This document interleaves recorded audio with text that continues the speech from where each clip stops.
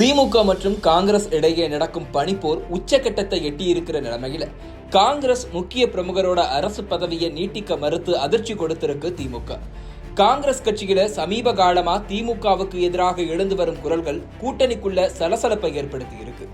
மே மாதம் திருவண்ணாமலை மாவட்டம் ஆரணியில காங்கிரஸ் நிர்வாகிகளோட கலந்துரையாடல் கூட்டத்தில் பேசின தமிழ்நாடு காங்கிரஸ் கட்சி தலைவர் செல்வ பெருந்தகை தேர்தலில் தொகுதிகளை கேட்கிற நிலைமையில இருந்து பிரித்து கொடுக்கும் நிலைக்கு வர வேண்டும் எனவும் காமராஜர் ஆட்சி மீண்டும் மலர பாடுபட வேண்டும்னு பேசியதுதான் இந்த பனிப்போரோட தொடக்கம். 50 ஆண்டுகளா திராவிட கட்சிகளை சார்ந்து காங்கிரஸ் இயங்கி வரும் நிலைமையில காமராஜர் ஆட்சி அமைக்க வேண்டும்னு செல்வ பெருந்தகை பேசியது திமுக கூட்டணியில காங்கிரஸோட நிலை குறித்த கேள்வியை எழுப்புச்சு. இந்த கேள்விக்கு தேர்தல் முடிவுகளுக்கு பின் நடந்த கட்சி பொதுக்குழு கூட்டத்தில் விளக்கம் அளிச்சாரு செல்வ பெருந்தகை. அப்போ நமக்குன்னு ஒரு பாதை, ஒரு கொள்கை எல்லாமே இருக்கு. தேர்தல் காலத்துல கூட்டணி வைக்கிறோம், அது வேற. நமது கட்டமைப்பை வலுப்படுத்த வேண்டும், வாக்கு வங்கியை உயர்த்த வேண்டும்னு பேசியிருந்தார். செல்வ பெருந்தகையோட பேச்சுக்கு காங்கிரஸ் முன்னாள் தலைவர் EVKS இளங்கோவன் அதே மேடையில எதிர்ப்பு தெரிவித்தது விவாதங்களை கிளப்புச்சு. இந்த நிலைமையில சமீபத்துல புதுக்கோட்டை மாவட்டத்துல நடந்த கட்சி கூட்டத்துல பேசின சிவகங்கை MP கார்த்தி சிதம்பரம் 2026 தேர்தல்ல ஆட்சியிலையும் இடம் பிடிக்கணும்னு பேசினது காங்கிரஸ் அமைச்சர் பதவிக்கு அடிபோடுதாங்கிற கேள்விக்கு வழிவகுத்தது. அதோட நெல்லை காங்கிரஸ் பிரமுகர் ஜெயக்குமார் மரண விவகாரம், கள்ளக்குறிச்சி கள்ளச்சாராய விவகாரம் குறித்து அவர் திமுக மீது வைத்த விமர்சனங்களை திமுக தலைமை ரசிக்கலன்னு பேச்சுக்கள் எழுந்தது. தமிழ்நாடு காங்கிரஸ்ல தொடர்ந்து இந்த மாதிரி பேச்சுக்கள் வந்தாலும் அதை டெல்லி காங்கிரஸ் பெருசா எடுத்துக்கல. ஆனா 2026 சட்டப்பேரவை தேர்தலில் தனித்து போட்டியிடுவது குறித்து திமுக பரிசீலிப்பதா செய்திகள் வெளியான உடனேயே டெல்லி காங்கிரஸ் தலைமை விழித்துக் கொண்டது. தமிழ்நாடு பொறுப்பாளர் அஜய்குமாரிடம் மாநில காங்கிரஸ்ல என்ன நடக்குதுன்னு அறிக்கை கேட்டிருக்கு தேசிய தலைமை. சிறுபான்மை வாக்குகளை கவர திமுகவுக்கு காங்கிரஸ் எவ்வளவு முக்கியமோ அதே அளவுக்கு தேர்தல் வெற்றிக்கு திமுகவோட உதவி காங்கிரசுக்கு தேவை.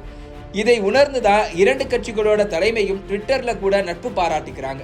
ஆனா உள்ளூர் காங்கிரஸ்ல நடக்கும் நிகழ்வுகள் திமுகவை அந்நியமாக்கும் அளவுக்கு போயிருக்கு. இந்த டேமேஜை கண்ட்ரோல் பண்றதுக்காக தேசிய தலைமை களமிறங்கி இருந்தாலும் ஆல்ரெடி திமுக ஆக்ஷன்ல இறங்கிட்டதா சொல்றாங்க அரசியல் விமர்சகர்கள். திமுக ஆட்சிக்கு வந்த கையோட தமிழ்நாடு சிறுபான்மை நல ஆணையர் தலைவர் பதவி காங்கிரஸை சேர்ந்த பீட்டர் அல்போன்ஸுக்கு வழங்கப்பட்டது. இதற்கு முக்கியமான காரணம் என்னதான் அவர் காங்கிரஸ்காரராக இருந்தாலும் திமுகவோட அவர் நட்பு பாராட்டிய விதம். ஜாஃபர் சாதிக் விவகாரம் தொடங்கி கள்ளக்குறிச்சி விவகாரம் வரைக்கும் திமுக மீது அடுக்கடுக்கான விமர்சனங்கள் குவிந்தாலும் ஒவ்வொரு முறையும் எதிர்க்கட்சிகளுக்கு பதிலடி கொடுத்தவர் பீட்டர் அல்போன்ஸ். திமுக முன்னாள் நிர்வாகி ஜாஃபர் சாதிக் போதைப் பொருள் கடத்தியதா பரபரப்பு கிளம்பிய போது பாஜகவின் கொச்சையான அரசியல் நாடகம்னு பேசினாரு. கள்ளக்குறிச்சி விவகாரத்துல திமுக 40க்கு 40 வெற்றி வாகை சூடியிருக்கும் இந்த நேரத்துல சரியா எப்படி இந்த கள்ளச்சாராய சம்பவம் நடக்கும்னு கேள்வி எழுப்பி திமுகவுக்கு ஆதரவா நின்னாரு.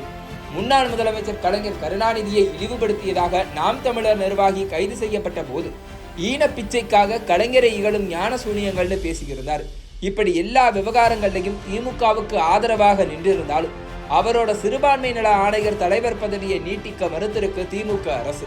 அவருடைய பதவி காலம் வரும் 28ஆம் தேதியுடன் நிறைவடையும் நிலையில பீட்டர் அல்போன்ஸுக்கு பதிலாக ஜோ அருண் என்பவரை அதே பதவிக்கு நியமித்திருக்கு திமுக அரசு.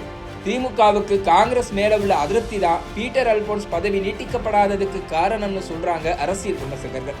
தமிழ்நாடு காங்கிரஸ் தொடர்ந்து திமுகவுக்கு அதிருப்தி ஏற்படுத்துற மாதிரி நடந்துக்கிட்டா 2026 கூட்டணி முறியவும் வாய்ப்பு இருக்கணும்.